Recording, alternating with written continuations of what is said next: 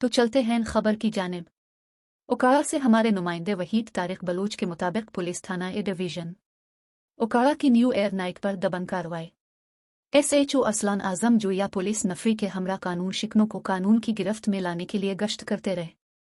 दौरान गश्त Christian colony Okara में एक शराब की चालू भट्टी पर कामयाब छापा मारते हुए बदनाम जमाना मुनशियात फरोश नईम सलीम वलद सलीम मसीह को भट्टी लगाकर शराब बनाते हुए मौके पर ही गिरफ्तार कर लिया।